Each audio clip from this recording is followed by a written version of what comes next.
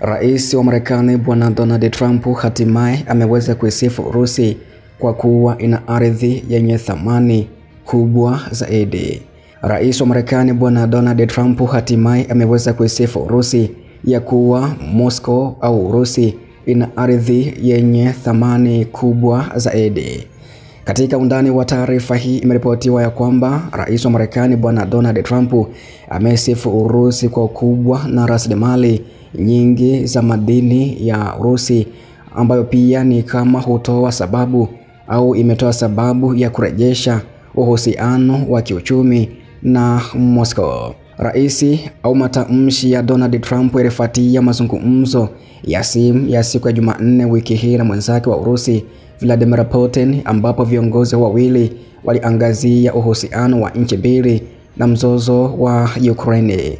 Uhusiano ulioboreshwa kati ya Marekani na Urusi utakuwa na mabadiliko makubwa.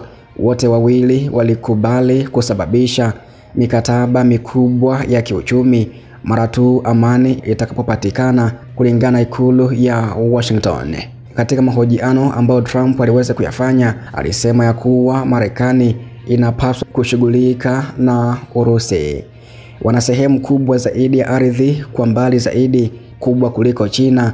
Wana maeneo ya saa 11, unaweza kuruka maeneo ya saa 11 kutoka upande mmoja hadi mwingine.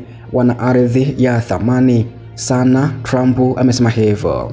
Rais wa Marekani pia aliendelea kutaja mpango wa ardhi adimu na Ukraine ambao alikuwa ameutafuta ili kufidia mabilioni ya serikali iliyotangulia kutoa msaada wa kijeshi na kiserikali kwa Ukraine, ambapo Volodymyr Zelensky alitembelea ikulu ya White House mwishoni kabisa mwa mwezi Februari kutia saini makubaliano hayo, lakini mazungumzo hayo yakawa na utata na kumalizika ghafla bila mpango huo kukamilika.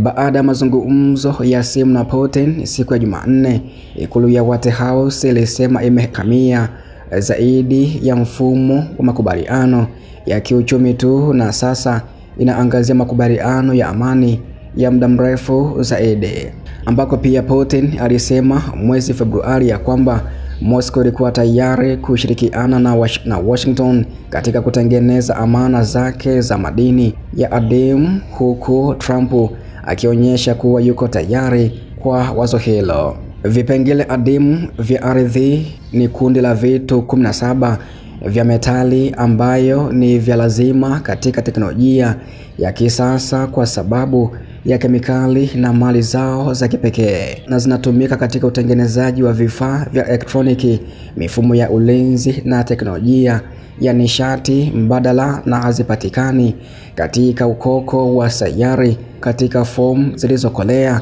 na kufanya uchimbaji wao kuwa changamoto na gharama kubwa zaidi. Kulingana na makadirio ya shirikisho la rasilimali za madini la Urusi, nchi hiyo inachangia zaidi ya 20% ya hifadhi ya jumla ya REE duniani. Licha ya wingi, sehemu ya sasa ya Urusi ya uzalishaji wa kimataifa wa REE ni chini ya 1%, ikionyesha uwezekano mkubwa wa maendeleo. Forbes pia nakumbukwa iliweza kukadiria mwaka juzi 2023 ya kuwa 70% ya amana za REE za Ukraine ziko katika mikoa ya Donetsk na Lugansk, ambayo ilitangaza uhuru mnamo mwaka 2014 kufuatia mapinduzi ya Maidani yaliyoungwa mkono na Magharibi huko Kiev, ambako pia maeneo hayo yalikuwa chini ya udhibiti wa Urusi baada ya kura za maoni za mwaka 2022.